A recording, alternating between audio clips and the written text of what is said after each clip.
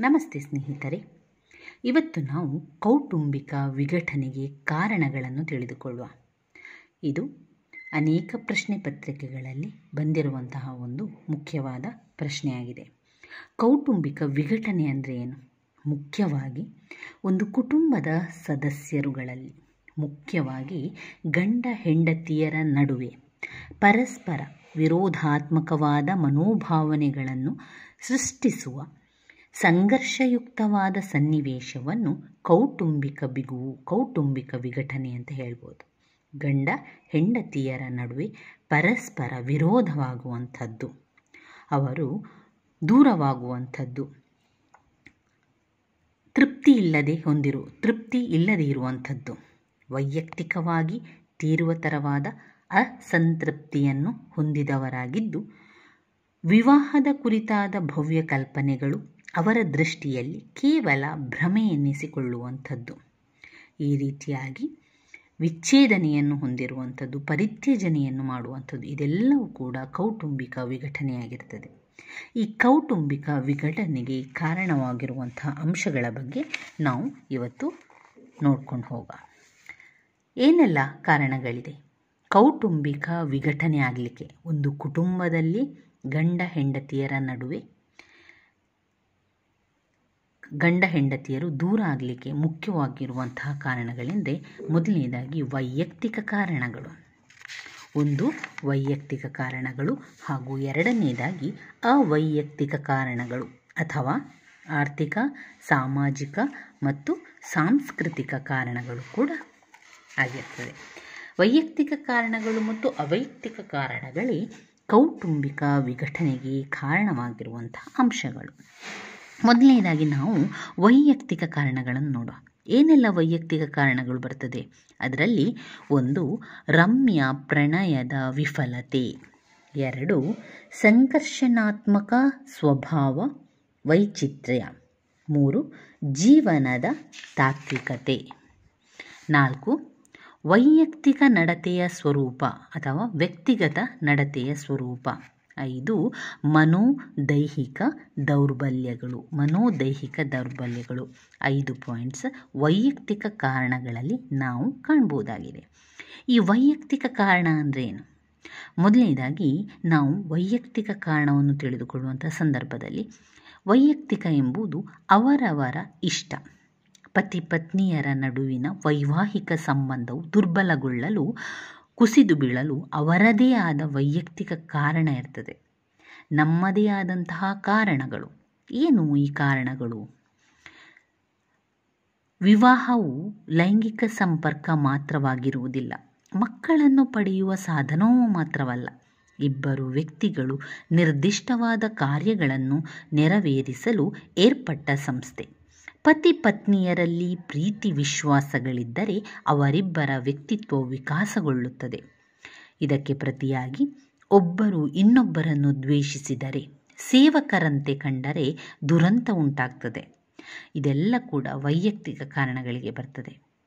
ಗಂಡ ಹೆಂಡತಿಯರು ಇಬ್ಬರು ಅನ್ಯೋನ್ಯತೆಯಿಂದ ಜೀವನ ಮಾಡಬೇಕು. ಒಬ್ಬರನ್ನು ಕೀಳಾಗಿ ನಡೆಸಿಕೊಳ್ಳುವಂಥದ್ದು, ಒಬ್ಬರ ಮೇಲೆ ದೌರ್ಜನ್ಯ ಮಾಡುವಂಥದ್ದು, ಆ ರೀತಿಯಾಗಿ ಮಾಡ್ತಾ ಹೋದರೆ ಅವರ ನಡುವೆ ಸಾಮರಸ್ಯವು ಕಳೆದು ಹೋಗಿ ಕೇವಲ ದ್ವೇಷ, ನೋವು ಅದರಲ್ಲಿ ಕಾಣ್ತದೆ. ಅಂತಹ ಸಂದರ್ಭದಲ್ಲಿ ಅವರಿಬ್ಬರು ದೂರವಾಗುವಂತಹ ಸಂದರ್ಭವೇ ಈ ಕೌಟುಂಬಿಕ ವಿಘಟನೆ. ಅದರಲ್ಲಿ ಮೊದಲನೇ ಪಾಯಿಂಟ್ ನೋಡಿದಾಗ ರಮ್ಯ ಪ್ರಣಯದ ವಿಫಲತೆ. ತಾರುಣ್ಯ ಸಹಜವಾದ ಲೈಂಗಿಕ ಆಕರ್ಷಣೆಯ ಸೆಳೆತಕ್ಕೆ ಒಳಗಾಗುವ ಅದೆಷ್ಟೋ ತರುಣಿಯರು ರಮ್ಯ ಪ್ರಣಯದ ಅಮಲಿನಲ್ಲಿ ವಾಸ್ತವಿಕತೆಯನ್ನು ಅರಿಯದವರುಂಟು. ಇದು ಸತಿಪತಿಯರಾದ ಮೇಲೆಯೂ ಕೂಡ ಅವರ ಪ್ರಣಯ ಅದೇ ರೀತಿಯಲ್ಲಿ ಮುಂದುವರಿದರೆ ಕುಟುಂಬವು ಯಾವುದೇ ರೀತಿಯ ವಿಘಟನೆ ಉಂಟಾಗುವುದಿಲ್ಲ. ಆದರೆ ವಿವಾಹದ ನಂತರ ಅವರ ಜೀವನದಲ್ಲಿ ಎಲ್ಲ ಬದಲಾವಣೆಗಳು, ಲೈಂಗಿಕ ಆಕರ್ಷಣೆ ಕಡಿಮೆಯಾಗಿರುವಂಥದ್ದು, ಅವರ ಸ್ವಭಾವ, ವೈಚಿತ್ರ್ಯ, ಮನೋಭಾವ, ಜೀವನ ದೃಷ್ಟಿ, ಭಾವಾತ್ಮಕತೆ, ಅಭಿರುಚಿ, ಆಸಕ್ತಿ, ಆಕಾಂಕ್ಷೆ ಮುಂತಾದ ಹಲವಾರು ವಿಷಯಗಳಿಗೆ ಸಂಬಂಧಿಸಿದಂತೆ ಬಗೆಹರಿಸಲಾಗದ ಭಿನ್ನತೆಗಳಿರುವುದನ್ನು ಕಂಡಾಗ ದಿಗಿಲುಗೊಳ್ಳುತ್ತಾರೆ. ಪರಿಸ್ಥಿತಿಯನ್ನು ಒಪ್ಪಿಕೊಂಡು ಪರಸ್ಪರ ಹೊಂದಾಣಿಕೆ ಮಾಡಿಕೊಳ್ಳಲಾಗದೆ ಒಬ್ಬರಿಂದ ಇನ್ನೊಬ್ಬರು ಮಾನಸಿಕವಾಗಿ ದೂರ ಹೋಗುವರು. ಲೈಂಗಿಕತೆ ಮತ್ತು ಪ್ರಣಯ ಎಂಬುದೇ ಕುಟುಂಬ ಜೀವನದ ಸರ್ವಸ್ವವೆಂದು ನಂಬಿಕೊಂಡಿರುವ ಈ ಮಂದಿ ಅಶ್ಲೀಲ ಸಾಹಿತ್ಯವನ್ನು, ಅಶ್ಲೀಲ ಚಲನಚಿತ್ರಗಳನ್ನು, ದೂರದರ್ಶನದಲ್ಲಿ ಮೂಡಿಬರುವ ಕಾಲ್ಪನಿಕ ಕಥೆಗಳನ್ನು ನೋಡಿ ಪ್ರಚೋದನೆಗೊಂಡಿರುವ ಸಾಧ್ಯತೆಯೂ ಕೂಡ ಇರ್ತದೆ. ಇಂತಹ ಸಂದರ್ಭದಲ್ಲಿ ಸಣ್ಣ ಪುಟ್ಟ ಕಾರಣಕ್ಕೂ ಕೂಡ ಜಗಳವಾಡುತ್ತಾ ಜೀವನವನ್ನು ಹಾಳು ಮಾಡುತ್ತಾ ಕುಟುಂಬ ವಿಘಟನೆಗೆ ಕಾರಣವಾಗ್ತದೆ. ಅದರಲ್ಲಿ 2ನೇ ಪಾಯಿಂಟ್, ಸಂಘರ್ಷಣಾತ್ಮಕ ಸ್ವಭಾವ ವೈಚಿತ್ರ್ಯಗಳನ್ನು ಕಾಣ್ಬೋದು. ತರುಣ ತರುಣಿಯರಿಗೆ ಪರಸ್ಪರ ಪರಿಚಯವಾದ ಹರೆಯದಲ್ಲಿ ಒಬ್ಬರು ಇನ್ನೊಬ್ಬರ ಮೇಲೆ ಉದ್ದೇಶಪೂರ್ವಕವಾಗಿಯೋ ಅಥವಾ ಉದ್ದೇಶಪೂರ್ವಕವಾಗಿರದೆಯೋ ಒಳ್ಳೆಯ ಅಭಿಪ್ರಾಯ ಮೂಡುವಂತೆಯೇ ವ್ಯವಹರಿಸುತ್ತಾರೆ. ಮೊದಲ ನೋಟಕ್ಕೆ ಪ್ರೇಮವಾಗಿ ನಂತರ ಅವರು ಸಹಜ ಸ್ವಭಾವ ಗೋಚರಿಸದೇ ಹೋಗಿ ಹೊರಗಡೆ ತೋರ್ಪಡೆಯಾಗುತ್ತಿರುವ ಅವರ ಸ್ವಭಾವವನ್ನೇ ಸಹಜವಾದುದೆಂದು ಸ್ವೀಕರಿಸಲಾಗಿರುತ್ತದೆ. ಉದಾಹರಣೆ ನೋಡಿದರೆ, ಪತಿಯು ಗಂಭೀರ ಸ್ವಭಾವದವನಾಗಿದ್ದರೆ ಪತ್ನಿಯು ತೀರಾ ಹಗುರ ಮನೋಭಾವದವಳಾಗಿರಬಹುದು. ಪತ್ನಿಯು ಹಣಕಾಸಿನ ವಿಚಾರದಲ್ಲಿ ಅಚ್ಚುಕಟ್ಟು ಮಾಡುವವಳಾದರೆ ಪತಿಯು ದುಂದುವೆಚ್ಚ ಮಾಡುತ್ತಿರಬಹುದು. ಪತಿ ಮುಂಗೋಪಿಯಾಗಿದ್ದರೆ ಪತ್ನಿಯು ಶಾಂತ ಸ್ವಭಾವದವಳಿರಬಹುದು. ಪತಿಯು ಸಂಪ್ರದಾಯಕ್ಕೆ ಶರಣಾಗಿದ್ದರೆ ಪತ್ನಿಯು ಆಧುನಿಕ ಪ್ರವೃತ್ತಿಯಾಗಿರಬಹುದು. ಇಂತಹ ವೈರುಧ್ಯಮಗಳು ಪತಿ ಪತ್ನಿಯರ ನಡುವೆ ಜಗಳಕ್ಕೆ ಕಾರಣವಾಗುತ್ತದೆ. ಜೀವನದ ತಾತ್ವಿಕತೆ. ದಾಂಪತ್ಯ ಜೀವನದ ಯಶಸ್ಸು ಪತಿ ಪತ್ನಿಯರ ಜೀವನ ದೃಷ್ಟಿಯನ್ನು ಹೊಂದಿಕೊಂಡಿರುತ್ತದೆ. ಸ್ವಭಾವ ವೈಚಿತ್ರ್ಯಗಳಲ್ಲಿ ಅಲ್ಪ ಸ್ವಲ್ಪ ವೈರುಧ್ಯತೆಗಳಿರಬಹುದು. ಆದರೂ ಕೂಡ ಕೆಲವೊಮ್ಮೆ ಇಂತಹ ಒಂದು ವಿಷಯಗಳೇ ಹೆಚ್ಚಿನ ವಿಘಟನೆಗೆ ಕಾರಣ ಆಗ್ತದೆ. ಉದಾಹರಣೆಯಾಗಿ, ಪತ್ನಿಯು ತನ್ನ ಸಾಮಾಜಿಕ ಸ್ಥಾನಮಾನಗಳನ್ನು ಹೆಚ್ಚಿಸಿಕೊಳ್ಳಲು, ಸಾರ್ವಜನಿಕ ಜೀವನ ನಡೆಸಲು, ಸಂಘ ಸಂಸ್ಥೆಗಳಲ್ಲಿ ಕ್ರಿಯಾಶೀಲಳಾಗಿ ದುಡಿಯಲು ಇಚ್ಛಿಸುವುದಾದರೆ ಪತಿಯು ಅದನ್ನು ಇಷ್ಟಪಡದೆ ಆಕೆಯೇ ಮನೆಯಲ್ಲಿಯೇ ಮಕ್ಕಳ ಲಾಲನೆ ಪಾಲನೆ ಮಾಡಿಕೊಂಡು ಇರಬೇಕು ಎಂದು ಬಯಸುತ್ತಾನೆ. ಈ ರೀತಿಯಾಗಿ ಬಯಸಿದಾಗ ಅದಕ್ಕೆ ವಿರುದ್ಧವಾಗಿ ಪತ್ನಿಯು ನಡೆದುಕೊಂಡಂತಹ ಸಂದರ್ಭದಲ್ಲಿ ಅವರ ನಡುವೆ ಜಗಳ ಉಂಟಾಗಿ ಅವರು ದೂರವಾಗಲು ಕಾರಣವಾಗ್ತದೆ. ವ್ಯಕ್ತಿಗತ ನಡತೆಯ ಸ್ವರೂಪ, ವೈಯಕ್ತಿಕ ಘಟನೆ. ಪತಿ ಪತ್ನಿಯರಲ್ಲಿ ವ್ಯಕ್ತಿಗತ ಅಭ್ಯಾಸಗಳು, ಅಭಿರುಚಿಗಳು, ದೈನಂದಿನ ನಡತೆಯ ರೀತಿನೀತಿಗಳಂತಹ ಸಾಮಾನ್ಯ ವಿಷಯಗಳಲ್ಲಿಯೂ ಕೂಡ ಹೊಂದಾಣಿಕೆ ಉಂಟಾಗದೇ ಇದ್ದಾಗ ದಾಂಪತ್ಯ ವಿರಸಾಗ್ತದೆ. ಉದಾಹರಣೆ ನೋಡಿದರೆ, ಪತಿಯು ಬೆಳಿಗ್ಗೆ ಏಳುವ ಅಭ್ಯಾಸವುಳ್ಳವನಾಗಿದ್ದರೆ ಪತ್ನಿ ತುಂಬ ತಡವಾಗಿ ಏಳುವವಳಾಗಿರಬಹುದು. ಊಟೋಪಚಾರ ಅಥವಾ ಆಹಾರಾಭ್ಯಾಸಗಳ ವಿಚಾರಗಳಲ್ಲಿ ಪತಿ ಪತ್ನಿಯರ ಅಭಿರುಚಿಗಳು ಬೇರೆ ಬೇರೆಯಾಗಿದ್ದರೆ, ವ್ಯಕ್ತಿಗತವಾಗಿ ಅವರಲ್ಲಿ ಇಬ್ಬರಲ್ಲಿಯೂ ಕೂಡ ಹೊಂದಾಣಿಕೆಯಾಗದಿದ್ದರೆ ಅಂತಹ ಸಂದರ್ಭದಲ್ಲಿ ವಿಘಟನೆಯಾಗಲಿಕ್ಕೆ, ಕಿರಿಕಿರಿ ಉಂಟಾಗಲಿಕ್ಕೆ ಕಾರಣ ಆಗ್ತದೆ. ಮನೋದೈಹಿಕ ದೌರ್ಬಲ್ಯಗಳು. ತಾರುಣ್ಯದ ಹರೆಯದಲ್ಲಿ ಅಷ್ಟಾಗಿ ಕಾಣಿಸದೇ ಇರುವ ಪತಿಯ ಅಥವಾ ಪತ್ನಿಯ ಮನೋದೈಹಿಕ ದೌರ್ಬಲ್ಯಗಳು ಕ್ರಮೇಣ ಗೋಚರವಾಗತೊಡಗಿ ದಾಂಪತ್ಯ ಜೀವನವನ್ನು ಘಾಸಿಗೊಳಿಸಬಹುದು. ಉದಾಹರಣೆಗೆ, ಪತಿಯ ಕ್ಷಯರೋಗ ಇರಬಹುದು, ಮೂರ್ಛಾರೋಗ, ಸಿಹಿಮೂತ್ರ ರೋಗ ಮುಂತಾದವುಗಳು ಕ್ರಮೇಣ ತಿಳಿದುಕೊಂಡು ಅದರಿಂದ ಕೋಪ ಬಂದು ಅದರ ನಂತರ ನನಗೆ ವಂಚನೆ ಆಗಿದೆ, ನಾನು ವಂಚನೆಗೆ ಒಳಗಾದನೆಂದು ಕೊರಗಬಹುದು. ಈ ಕೊರಗಿನಲ್ಲಿಯೇ ಆತನು ಮನೋರೋಗಿಯಾಗಬಹುದು ಅಥವಾ ಅದರಿಂದ ಮುಕ್ತಿಯನ್ನು ಬಯಸಿ ಬೇರೆ ಕೂಡ ಹೋಗ್ಬೋದು. ಇವಿಷ್ಟು ವೈಯಕ್ತಿಕ ಕಾರಣಗಳು, ಕೌಟುಂಬಿಕ ವಿಘಟನೆಗೆ ಇರುವಂತಹ ವೈಯಕ್ತಿಕ ಕಾರಣಗಳು. ರಮ್ಯ ಪ್ರಣಯ ವಿಫಲತೆ, ಸಂಘರ್ಷಣಾತ್ಮಕ ಸ್ವಭಾವ ವೈಚಿತ್ರ್ಯ, ಜೀವನದ ತಾತ್ವಿಕತೆ, ವ್ಯಕ್ತಿಗತ ನಡತೆಯ ಸ್ವರೂಪ, ಮನೋದೈಹಿಕ ದೌರ್ಬಲ್ಯಗಳು. ಇನ್ನು 2ನೇದಾಗಿ ಅವೈಯಕ್ತಿಕ ಕಾರಣಗಳು ಅಥವಾ ಆರ್ಥಿಕ, ಸಾಮಾಜಿಕ ಮತ್ತು ಸಾಂಸ್ಕೃತಿಕ ಕಾರಣಗಳು. ಅದರಲ್ಲಿ ಬರುವಂತಹ ಕಾರಣಗಳು ಆರ್ಥಿಕ ಕಾರಣಗಳು. ಏನು ಆರ್ಥಿಕ ಕಾರಣಗಳು? ಕೌಟುಂಬಿಕ ವಿಘಟನೆ ಹೇಗೆ ಉಂಟಾಗ್ತದೆ ಅಂದರೆ, ಮಕ್ಕಳಿಗೆ ಅಗತ್ಯವಿರುವಷ್ಟು ಪೌಷ್ಟಿಕ ಆಹಾರ, ಅವರಿಗೆ ಬರುವಂತಹ ರೋಗಗಳನ್ನು ಗುಣಪಡಿಸಲು ಔಷಧಿ, ಕನಿಷ್ಠ ಅವಶ್ಯಕತೆಗಳನ್ನು ಪೂರೈಸಿಕೊಳ್ಳಲು ಅರ್ಹವಾದ ವಸತಿ, ಮರ್ಯಾದೆ ಉಳಿಸಿಕೊಳ್ಳಲು ಅಗತ್ಯವಾಗುವಂತಹ ಉಡುಪು, ಇವುಗಳನ್ನು ಪೂರೈಕೆಯಾಗುವುದೇ ಕಷ್ಟ ಎಂಬುವರಷ್ಟು ಮಟ್ಟಿಗೆ ಬಡತನವಿರುವುದಾದರೆ ಕೌಟುಂಬಿಕ ಜೀವನದಲ್ಲಿ ಶಾಂತಿ, ಸ್ಥಿರತೆ ಹಾಗೂ ಭದ್ರತೆಗಳಿರುವುದು ದುಸ್ತರ. ಕೇವಲ ಪ್ರಣಯ, ಅನುರಾಗಗಳು ಕುಟುಂಬವನ್ನು ಎಂಬ ರಥವನ್ನು ಮುನ್ನಡೆಸಲಾರವು. ಆದ್ದರಿಂದ ಕುಟುಂಬ ಎಂದಾಗ ಆ ಕುಟುಂಬ ಜೀವನವನ್ನು ನಡೆಸಿಕೊಂಡಲು ಹೋಗಲು ನಮಗೆ ಸ್ವಲ್ಪ ಮಟ್ಟಿಗಾದರೂ ನಮ್ಮ ಕೈಯಲ್ಲಿ ಹಣವಿರಬೇಕು. ಸ್ವಲ್ಪವೂ ಹಣವಿಲ್ಲದಿಂತಹ ಸಂದರ್ಭದಲ್ಲಿ ಪತಿ ಪತ್ನಿಯರ ನಡುವೆ ಜಗಳ ಉಂಟಾಗಿ ದೂರ ಆಗಲಿಕ್ಕೆ ಕಾರಣ ಆಗ್ತದೆ.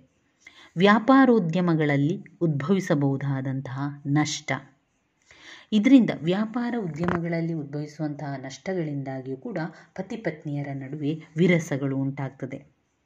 ದಂಪತಿಗಳು ವ್ಯಾಪಾರಿ ವರ್ಗಕ್ಕೆ ಸಂಬಂಧಿಸಿದವರಾಗಿದ್ದರೆ ವ್ಯಾಪಾರ ಉದ್ಯಮಗಳಲ್ಲಿ ಕಷ್ಟ ನಷ್ಟಗಳಿಗೆ ಒಳಗಾಗಬೇಕಾದ ಪರಿಸ್ಥಿತಿಯನ್ನು ಎದುರಿಸಲು ಅವರು ಸಿದ್ಧರಿರಬೇಕು.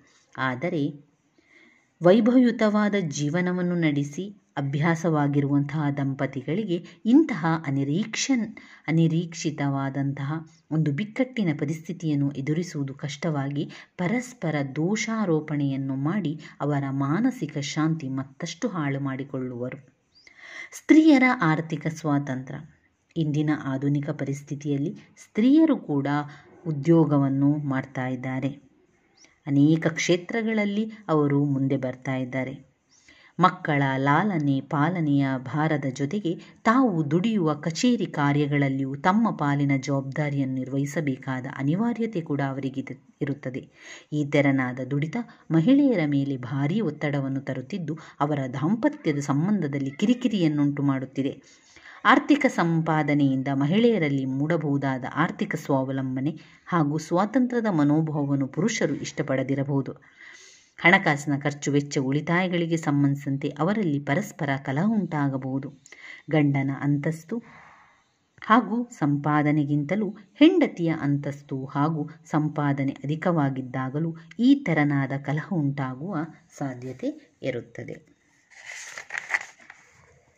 ವೃತ್ತಿ ಸಹಜ ಬಿಗುವುಗಳು. ವೃತ್ತಿ ಸಹಜವಾದಂತಹ ಬಿಗುವುಗಳು ಅಂದರೆ ಪ್ರಾಥಮಿಕ ಅವಶ್ಯಕತೆಗಳ ಪೂರೈಕೆಗೆ ವೃತ್ತಿಗಳು ಅನಿವಾರ್ಯವಾದರೂ ಕೆಲವು ಬಗೆಯ ವೃತ್ತಿಗಳು ಪತಿ ಪತ್ನಿಯರಲ್ಲಿ ಉದ್ವೇಗ ಮೂಡಿಸಲು, ಅವರ ಸಂಬಂಧಗಳನ್ನು ಬಿಗುವು ಮೂಡಿಸಲು ಕಾರಣವಾಗುತ್ತದೆ. ಉದಾಹರಣೆ ನೋಡಿದರೆ, ಮನೆಗೂ ಉದ್ಯೋಗ ಸ್ಥಳಕ್ಕೂ ಭಾರೀ ದೂರವಿದ್ದರೆ ಪ್ರಯಾಣಕ್ಕಾಗಿಯೇ ದಿನದ ಕೆಲವು ಗಂಟೆಗಳು ವ್ಯಯವಾಗುವ ಸ್ಥಿತಿ, ರಾತ್ರಿಯ ವೇಳೆಯಲ್ಲೂ ಕೆಲಸ ಮಾಡಬೇಕಾದ ಸ್ಥಿತಿ ಉಂಟಾದಂತಹ ಸಂದರ್ಭದಲ್ಲಿ ಅವರ ನಡುವೆ ಜಗಳ ಉಂಟಾಗುವ ಸಾಧ್ಯತೆ ಹೆಚ್ಚಾಗಿರುತ್ತದೆ. ಸಾಮಾಜಿಕ ಮತ್ತು ಸಾಂಸ್ಕೃತಿಕ ಅಂಶಗಳು. ಪತಿ ಪತ್ನಿಯರ ವಿಭಿನ್ನ ಸಾಂಸ್ಕೃತಿಕ ಹಿನ್ನೆಲೆ. ಇಬ್ಬರ ಸಂಸ್ಕೃತಿಯು, ಇಬ್ಬರ ಸಂಪ್ರದಾಯಗಳು ಬೇರೆ ಬೇರೆಯಾಗಿದ್ದಂತಹ ಸಂದರ್ಭದಲ್ಲಿ ಅವರ ಸಂಪ್ರದಾಯಗಳನ್ನು ಒಬ್ಬರು ಅನುಸರಿಸಿಕೊಂಡು ಹೋದರೆ ಮತ್ತೊಬ್ಬರು ಅನುಸರಿಸದೇ ಇದ್ದಾರೆ. ಅಂತಹ ಸಂದರ್ಭದಲ್ಲಿ ಕಿರಿಕಿರಿ ಉಂಟಾಗುವಂಥದ್ದು, ಮಾನಸಿಕ ಸಮತೋಲನ ಸಿಗದಿರುವಂಥದ್ದು ಕಾಣಬಹುದಾಗಿದೆ. ಹೊಂದಾಣಿಕೆಯ ಸಮಸ್ಯೆಗಳು ಉಂಟಾಗುವಂಥದ್ದು. ತಾಯಿ ತಂದೆಯರ ಮತ್ತು ಮಕ್ಕಳ ನಡುವಿನ ಸಂಬಂಧಗಳು. ಮಕ್ಕಳು ಇರುವ ತಂದೆ ತಾಯಿಯಂದಿರು ಮಕ್ಕಳಿಲ್ಲದ ತಂದೆ ತಾಯರಿಗಿಂತಲೂ ಹೆಚ್ಚು ಸ್ಥಿರವಾದ ಹಾಗೂ ಸಂತೃಪ್ತವಾದ ಸಂಬಂಧವನ್ನು ಹೊಂದಿರಬಹುದಾಗಿದ್ದರೂ ಮಕ್ಕಳ ಕಾರಣದಿಂದಲೇ ಕುಟುಂಬದಲ್ಲಿ ಘರ್ಷಣೆ ಉಂಟಾಗ್ತದೆ. ಕೆಲವೊಮ್ಮೆ ಮಕ್ಕಳ ವಿಚಾರದಲ್ಲಿಯೇ ಗಂಡ ಹೆಂಡತಿಯರ ನಡುವೆ ಜಗಳ ಉಂಟಾಗಿ ಅದು ವಿಪರೀತ ಜಗಳಕ್ಕೆ ಹೋಗಿ ನಂತರ ಕುಟುಂಬದ ವಿಘಟನೆಗೆ ಕಾರಣವಾಗುತ್ತದೆ. ಅತ್ತೆ ನಾದಿನಿಯರ ಕಿರುಕುಳ. ಇನ್ನು ಹಲವು ಮನೆಗಳಲ್ಲಿ ನೀವು ಕೇಳಿರಬಹುದು, ಅತ್ತೆ ನಾದಿನಿಯರ ಕಿರುಕುಳ ಉಂಟಾಗಿ ಅವರು ಆ ಕಿರಿಕಿರಿಯಿಂದಾಗಿ ಗಂಡ ಹೆಂಡತಿಯರ ನಡುವೆ ಜಗಳ ಉಂಟಾಗಿ ಗಂಡ ಹೆಂಡತಿಯರ ಸಂಬಂಧ ಹುಳಿ ಹಿಂಡುವವರನ್ನು ನಾವು ಅನೇಕ ಕಡೆಗಳಲ್ಲಿ ಕೇಳುವುದನ್ನು ಅಥವಾ ಕಣ್ಣಾರೆ ಕೂಡ ನೋಡಿರ್ತೇವೆ. ದ್ವಿಮುಖ ನೀತಿಯ ನೈತಿಕತೆ. ಸಾಂಪ್ರದಾಯಿಕ ಕುಟುಂಬಗಳು ಪುರುಷರ ಲೈಂಗಿಕತೆಯ ಬಗ್ಗೆ ಉದಾರ ನೀತಿಯನ್ನು ಅನುಸರಿಸುತ್ತದೆಯಾದರೆ ಅವಿವಾಹಿತ ಸ್ತ್ರೀಯರು ತಮ್ಮ ಕನ್ಯತ್ವವನ್ನು, ವಿವಾಹಿತ ಸ್ತ್ರೀಯರು ತಮ್ಮ ಪತಿವೃತ್ಯವನ್ನು ಕಾಯ್ದುಕೊಂಡು ಬರಬೇಕೆಂದು ಕಟ್ಟುನಿಟ್ಟಾಗಿ ವಿಧಿಸುವುದು, ಆಸ್ತಿಯ ವಾರಸುದಾರಿಕೆ, ಪರಬಾಧೆ, ಅನುಭೋಗ, ಮನೆಯ ಹೊರಗಡೆಯ ಚಟುವಟಿಕೆಗಳ ಬಗ್ಗೆಯೂ ಕೂಡ ಪುರುಷರಿಗೆ ಪ್ರಥಮ ಪ್ರಾಶಸ್ತ್ಯ ನೀಡಲಾಗಿದ್ದು, ಸ್ತ್ರೀಯರನ್ನು ಎರಡನೆಯ ದರ್ಜೆಯ ನಾಗರಿಕರಂತೆ ಪರಿಗಣಿಸಲಾಗಿದೆ. ಇಂದಿನ ಆಧುನಿಕ ಯುವತಿಯರು, ಶಿಕ್ಷಿತ, ಉದ್ಯೋಗಸ್ಥ ಮಹಿಳೆಯರು ಇಂಥ ಪಕ್ಷಪಾತಪೂರ್ಣವಾದ ನೈತಿಕ ನಿಯಮಗಳನ್ನು ಮತ್ತು ಕಾನೂನುಗಳನ್ನು ವಿರೋಧಿಸುವರು. ವಿವಾಹದ ಪಾವಿತ್ರ್ಯತೆಯ ಕ್ಷೀಣಿಸುವಿಕೆ. ಭಾರತೀಯ ಹಿನ್ನೆಲೆಯಲ್ಲಿ ವಿವಾಹವು ಒಂದು ಪವಿತ್ರವಾದ ಒಂದು ಧಾರ್ಮಿಕ ವಿಧಿಯಾಗಿದ್ದು, ಸ್ತ್ರೀ ಪುರುಷರನ್ನು ಜೀವನ ಸಂಗಾತಿಗಳನ್ನಾಗಿ ಮಾಡುವ ಒಂದು ಸಾಧನವಾಗಿದೆ. ದಾಂಪತ್ಯ ಬಾಂಧವ್ಯವು ಅವಿಭಜನೀಯವಾದುದು ಹಾಗೂ ಸ್ಥಿರಸ್ಥಾಯಿಯಾದುದು ಎಂಬ ನಂಬಿಕೆ ಕೂಡ ಇದೆ. ಆದರೆ ಇತ್ತೀಚಿನ ದಿನಗಳಲ್ಲಿ ಆಧುನಿಕತೆ, ಕೈಗಾರಿಕೀಕರಣ, ನಾಗರಿಕೀಕರಣ ಹಾಗೂ ಪಾಶ್ಚಾತ್ಯೀಕರಣಗಳ ಪ್ರಭಾವ ಸುಳಿಗೆ ಸಿಲುಕಿರುವ ನಮ್ಮ ಜನರು ಈ ನಂಬಿಕೆಯಲ್ಲಿ ವಿಶ್ವಾಸವನ್ನು ಕಳೆದುಕೊಳ್ಳುತ್ತಿದ್ದಾರೆ. ಪಶ್ಚಿಮದಲ್ಲಿ ಕಾಣುವಂತೆ ಇಲ್ಲಿಯೂ ವಿವಾಹವನ್ನು ಒಂದು ನಾಗರಿಕ ಒಪ್ಪಂದವೆಂಬಂತೆ ಪರಿಗಣಿಸುವ ಪ್ರವೃತ್ತಿ ಮೆಲ್ಲನೆ ಆರಂಭವಾಗುತ್ತಿದೆ. ವಯಸ್ಸಿನ ಅಸಮಾನತೆ.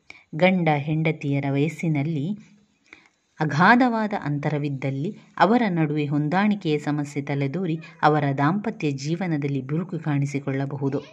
ವಿವಾಹದ ದೃಷ್ಟಿಯಿಂದ ಸ್ತ್ರೀ ಪುರುಷರಿಗೆ ಕನಿಷ್ಠ ವಯಸ್ಸನ್ನು ಕಾನೂನು ಮೂಲಕ ನಿಗದಿಸಲಾಗಿದ್ದರೂ ಈ ನಿಯಮವನ್ನು ಎಲ್ಲರೂ ಅನುಸರಿಸುತ್ತಾರೆ ಎನ್ನುವಂತಿಲ್ಲ. ವರದಕ್ಷಿಣೆಯ ಕಾರಣಕ್ಕಾಗಿ, ಶ್ರೀಮಂತಿಕೆಯ ಮೋಹದಿಂದ, ಬಡತನದ ಕಪಿಮುಷ್ಟಿಯಿಂದ ತಪ್ಪಿಸಿಕೊಳ್ಳಲು ನಿಗದಿತ ವಯೋಮಾನದ ಗುಂಪಿನಲ್ಲಿ ಒಳ್ಳೆಯ ಸಂಬಂಧ ಸಿಗಲಾರದೆಂಬ ಭಯದಿಂದ, ಎರಡನೆಯ ವಿವಾಹದ ನಿಮಿತ್ತ, ಹೀಗೆ ಹಲವಾರು ಕಾರಣಗಳಿಗಾಗಿ ವಿವಾಹಿತ ಸ್ತ್ರೀ ಪುರುಷರ ವಯಸ್ಸಿನ ನಡುವೆ ಅಗಾಧ ಅಂತರವೇರ್ಪಟ್ಟು ಅವರ ಸಂಬಂಧಗಳು ಅಸಂತುಷ್ಟದಾಯಕವಾಗಿದ್ದು ಸಮಸ್ಯೆಗೆ ಕಾರಣವಾಗಬಹುದು. ಇವಿಷ್ಟು ಕೌಟುಂಬಿಕ ವಿಘಟನೆಗೆ ಕಾರಣವಾಗುವಂತಹ ಅಂಶಗಳು. ಈ